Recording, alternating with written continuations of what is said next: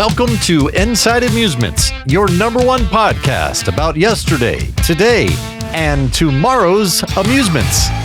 With your hosts, Brian, Chris, and Eric. I'm Joe, the producer, and this is episode number 9. A hobby a day keeps the doldrums away. And now, here's Chris. Hello, everybody, and welcome to the Inside Amusements podcast. I'm Chris with some news today, starting out with some big news out of Cedar Fair. I'm sure everybody's heard this. Big story going out is that Cedar Fair has sold the land that California's Great America sits on. And they say within the next 11 years, they will close that park, and that will be the end of it. Who knows what's going to happen with the rides, anything like that. And who knows if it will actually last 11 years. So if you haven't been there, get there fast.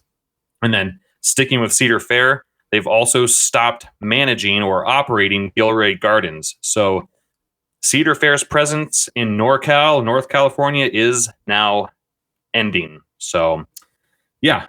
So on to some stranger news. Eric, what do you got for us? Yeah, so Stranger Things Season 4, Volume 1 has been out for a little bit of time. We've all watched it, all love that show. We're probably going to be talking about it coming up, maybe on a live stream. Okay, not Chris. But Volume 2 of Season 4 dropped on July 1st. So they're going to finish that season, and there's news that they're going to be doing maybe a 5th. They've kind of teased that a little bit. So we're super excited about that. Again, we might be talking about that on an upcoming live stream. So keep your eyes and ears out for that. Word has it. Happen. Word has it. There's supposed to be at least 5 deaths on Volume 2. The Duff Brothers have confirmed that. So, wow. That's going to be crazy. Not sure who it's going to be, but 5 deaths is what we hear. Here we go. Ooh. That's gonna be interesting. But to continue the news, Brian, what do you got? Well, the new Baz Luhrmann's Elvis movie, the biopic that just came out, just released this past weekend to rave reviews. And I actually went to see it last night. Was it last night or the night before? And it was the night before. 5 out of 5 stars.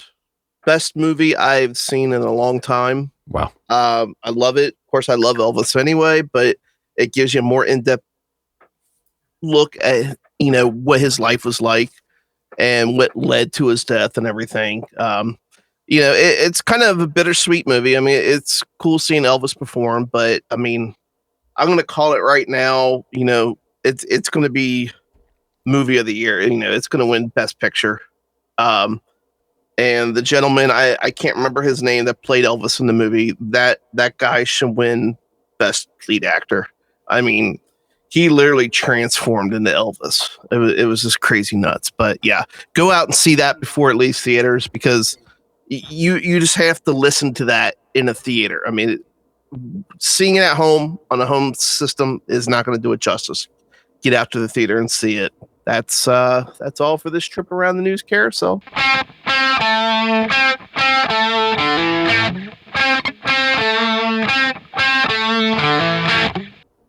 Thanks, guys. Tonight, we are going to be talking about hobbies that we have and just kind of sharing with you some of the stuff that, we do that just takes away the stress of your day. We're going to be talking about hobbies that we had as kids, hobbies we had growing up, hobbies that we've, kept with us in our adult lives. And if you're watching this on YouTube, we'd actually love for you to drop a comment down in the comment section, just hobbies you have. Or if you've seen this on, social media, just let us know. But I'm going to kick it off tonight. One of the hobbies that I have, if you're watching this on YouTube, you can see I've got 2 big bookcases behind me. And so collecting books is a big hobby of mine. And I actually have 2 other bookcases outside in my living room that are nearly filled up with books right now. I probably could use a fifth bookcase at this point. But I like collecting books. Books from my childhood, the stuff that I grew up reading. I like reading biographies. I like collecting first editions. I like collecting older books. I've got a couple of books sitting right over here that are just at this point they're collectibles, and it's just something that really interests me. Kind of, not only the stories but also the history of the author, the history of the story, how it came about, and then just going to the bookstore and finding old used books. It's just, it's almost like to me it's almost like you're finding treasure. And it's just a big hobby of mine. I've been collecting for quite a few years now. Hopefully at some point I get a library card from myself. But that's one of my big hobbies, and it's something that's pretty important to me. So like I said, we're going to be talking about those tonight, kind of going back from our childhood to now. So Joe, I'm curious, tell us what's one of your biggest hobbies. Yeah, so I also collect books. You can see here if you're watching on YouTube. I've got 3 bookshelves, and I've got more over here out of frame. But these books are mostly books from my childhood, books that I either had when I was a kid, or that represent that came out maybe sometime in the 80s or in the late 70s. A huge part of my collection that I really like in terms of books are the Choose Your Own Adventure. And some of you may remember those. I think they even went all the way up into the 90s. Some of those sort of plot type, pick your own sort of, you're reading and it'll say, if you want to go to this page, to choose this direction or whatever. So yeah, the Choose Your Own Adventures, a lot of fun. And then a great deal of other ones are actually like from movies. So I've got like Jaws. I've got, of course, all the Star Wars, Star Trek. I mean, many, many other ones. But books, a lot of books, and really just toys and other sort of things that were from my childhood. I'm a huge nostalgic, and I'm still buying stuff. And it's a problem right now. I can't stop buying, quite honestly. So between that, collecting that stuff, and audio equipment, of course, I produce this podcast, but I also do some independent work as well. I do voiceover and audio production and sound design and stuff like that. So collecting audio equipment, quite frankly, has been something I've done since I was a kid. I mean, I always collected audio gear. What about you, Brian? Well, of course, my big hobby is photography. I love taking photos. I don't know what I would do without that. I mean, it's a huge stress reliever for me. The nice thing about taking photos is you can always come up with something new. You don't have to do the same thing all the time. But yeah, I mean, I've been doing that for years now. And another thing I like to do is collect coins. I've actually been collecting coins since I was a kid. Laid off for a little while, in my 20s, but started picking up some more coins, and it is. It's like finding a treasure, like Eric said, with books. With coins, you find some rare coins. Like the other day, I was going through a bunch of quarters and found 3 quarters that were printed 2019 and 2020 that are one's worth $120 and the other 2 are worth $25 a piece. Wow. And there's only like 2 million of them ever struck. And I found 3 of them within like $400 worth of quarters. So it's just fun. But I mean, I have a ton of other hobbies, but those are my 2 big ones. Nice. Well, I guess, Chris?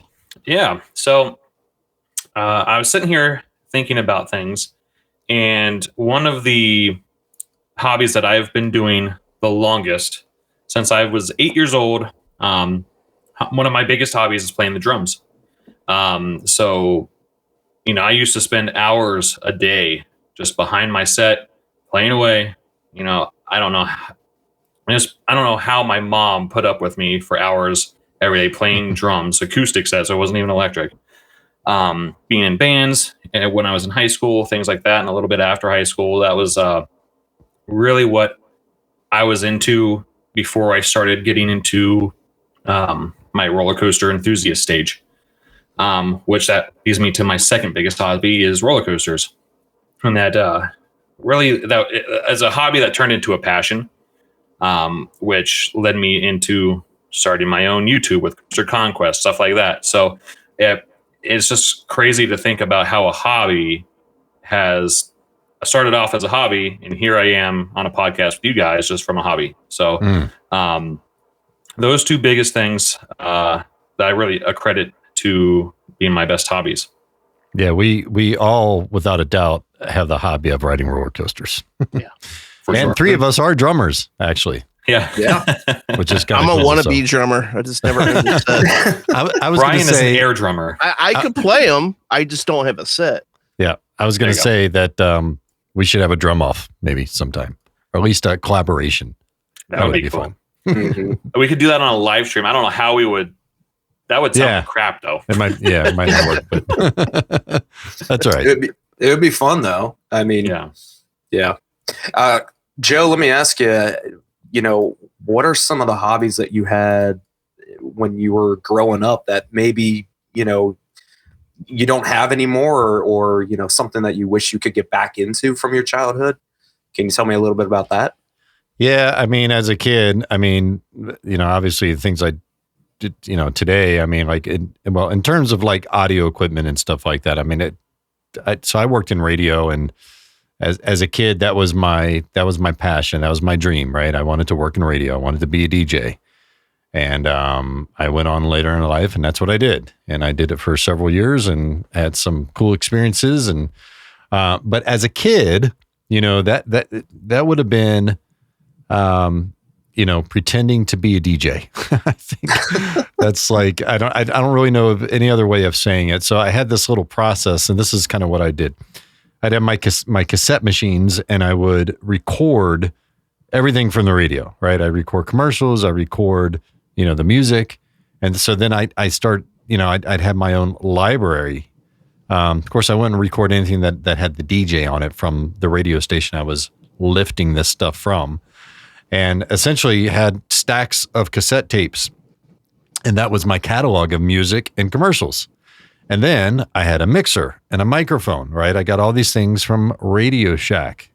One of my favorite places ever in the entire world to shop, even today, even though they're almost non-existent. But we had one here locally, and it's been gone for a while now, and I miss it. But anyway, so I would save up my money, my lunch money, my allowance. I'd mow grass or whatever, and I would go and I would buy audio equipment. So again, just like now, collecting audio equipment. But yeah, as a kid, so that's what I did.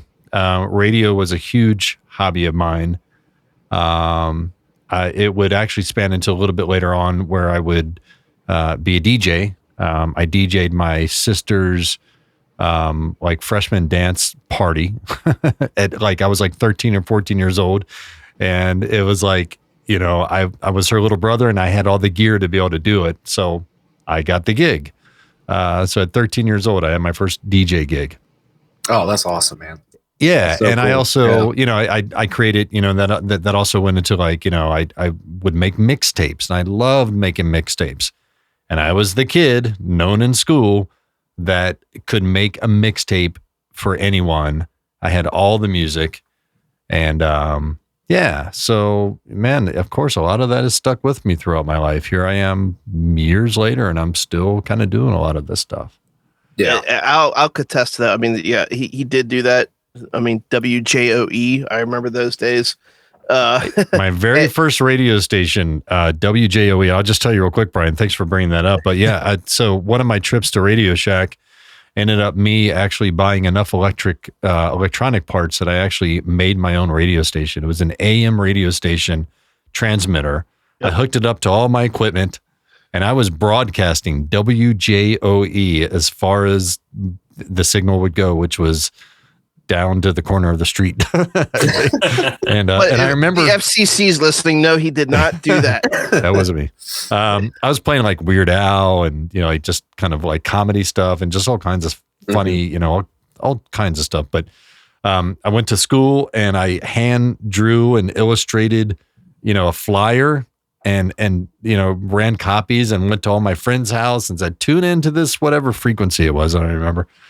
And they did, and they would have requests. I go out to my mailbox and there'd be a letter where somebody wrote down, play Michael Jackson Thriller or something, as a request. That's so cool. Yeah, man. That's awesome, dude. Fun stuff. Yeah. Chris, what about you? What about any hobbies from your childhood? Yeah. So a couple come to mind, which me and my sister, we would constantly be out in the neighborhood riding our bikes, just all over the place, all over the town. We would, when we were really younger, we would pretend like each different house is a different, like on our street was a different shop or a gas station, and we'd fill up our bikes with pretend gas, that kind of stuff, riding around a town like we're in a car, but just on our bicycles. And then also we loved playing with Matchbox cars. So we would just go out and buy a ton of those. We'd have like mats that were little towns, you'd drive them on and everything like that. And then as we got a little bit older into like junior high and everything like that, then we were at the swimming pool every day in the summer. I was so tan, I looked like a different person just being at the pool constantly. So, and that's where I made a lot of my friendships and throughout that I still have today. And it's sad to say, but that pool is now gone, which it sucks. But that's one of my fondest memories is just hanging out at the pool all day, playing basketball, swimming, all that kind of stuff. What about you, Brian? Well, there's a couple that I did as a kid. I mean, I used to do model building. I tinkered with that a little bit. Wish I would have stuck with it, but I'm kind of starting to get back into it in a way. I have a 3D printer now, so I'm learning how to design my own stuff, and instead of building them, I'm printing them. So it's kind of a huge learning curve, but it's interesting. Another thing is baseball cards. I used to collect baseball cards a lot. I'm sure Joe remembers me and my baseball cards, which, none of those are worth diddly squat now, probably. But I started trying to collect them again here and there, but it's so expensive anymore. I mean, a pack of baseball cards used to be, 45, 50 cents. And if you got the upper decks, they were $1. Now you can't even touch a pack of baseball cards, for under like $8 a pack. Some of them, even the hangers, blaster hangers or whatever, that they're $20 a pack. And so it's it's almost a rich man's hobby now, collecting baseball cards. But it's fun. But I'd like to point out, Brian, that you also collect coaster things, right? Oh, so you want to share about that a little bit? I mean, I have a ton of hobbies. I mean, everybody knows me. It's like I'm trying to pick out the bigger ones, but it's like I probably have like 500 different hobbies. But yeah, I mean, I got a ton of coaster parts and just knickknacks, just historical stuff. Speaking of books, I mean, this is an out of print book. It's been out of print for years. Goodbye, Coney Island, Goodbye. This actually came from my great grandmother's. I found it in her stuff when she passed away, but it's actually signed by the author. Oh, that's awesome. That's awesome. And this book, you can't even. I found them online.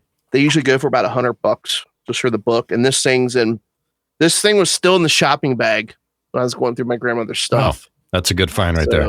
I'm sure she wanted me to have it, so she knew how much I loved amusement parks. I know Eric can relate, but I know what it's like to come across a book like that. That first reaction, Yeah, it is. It's like finding a treasure.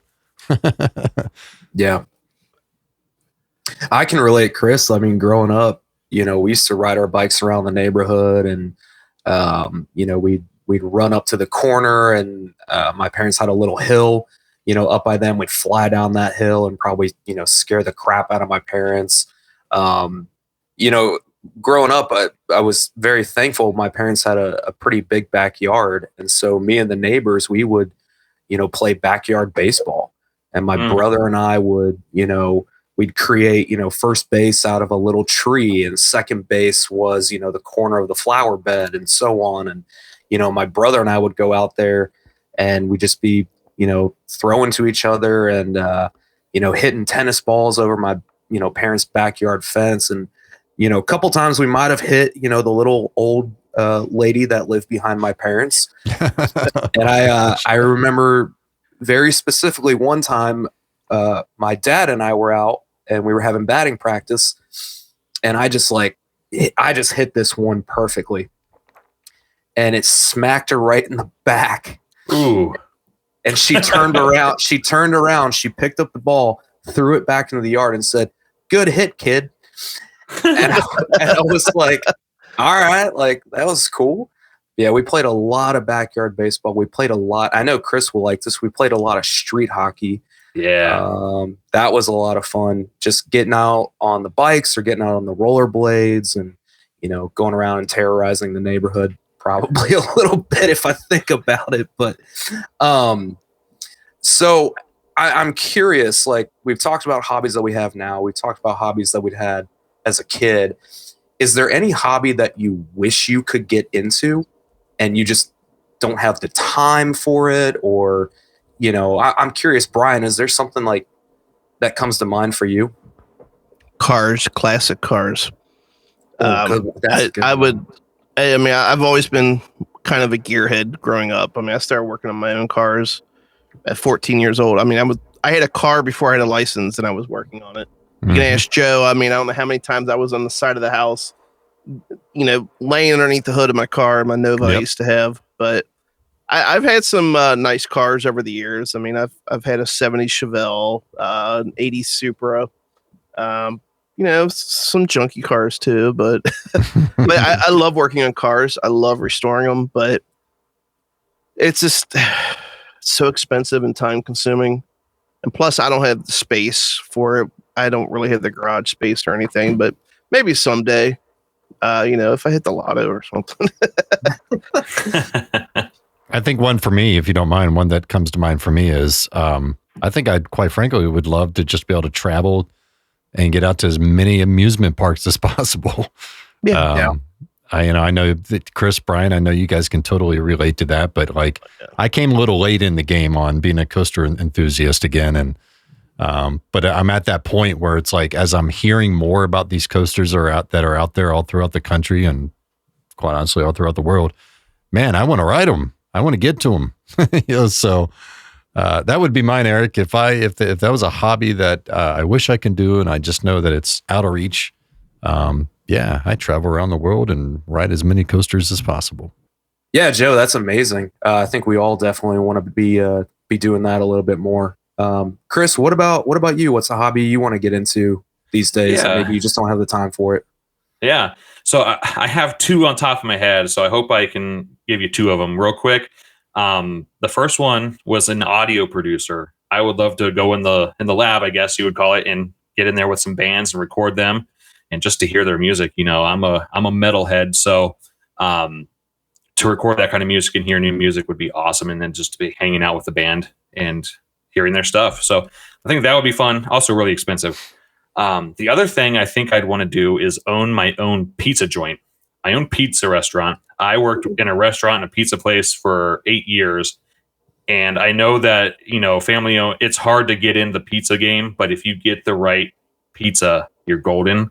People love it and they come back, but it has to be the right atmosphere and all that kind of stuff. But I think it would be fun to own my own mom and pop pizza joint. That's awesome. You got to have an arcade game in there too. That's the trick. Yep. I'd be 400 pounds if I did that. I've got two that come to my mind. I would love to get into the model train hobby.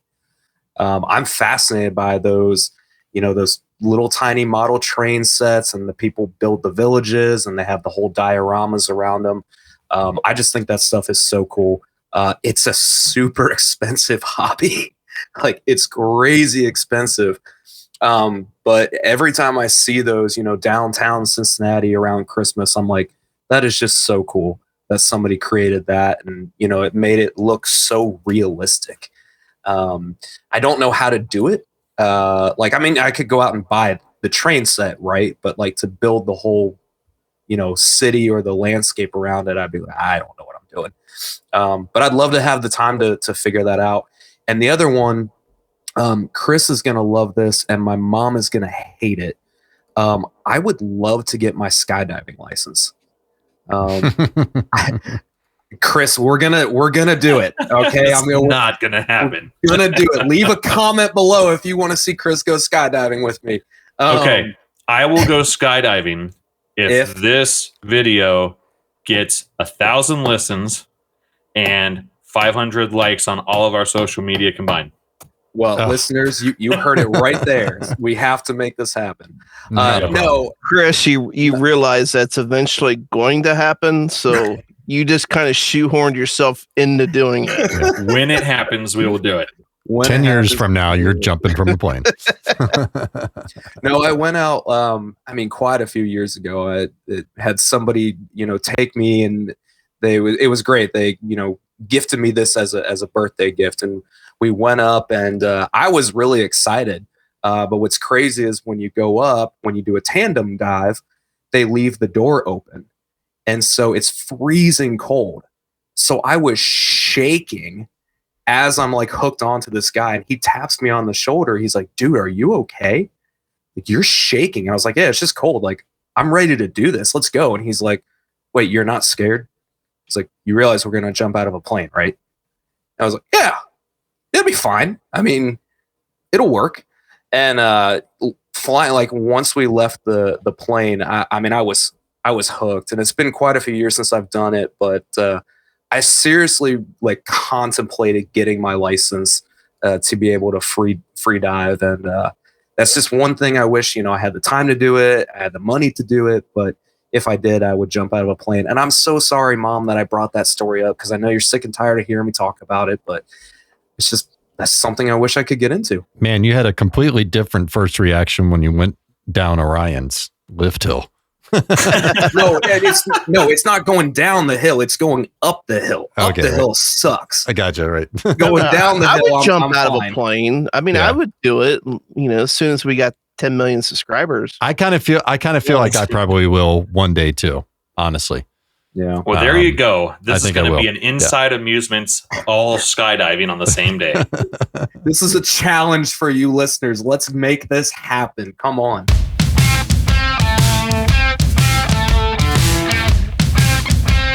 Yep, I think I'd be up for it. Let's do it.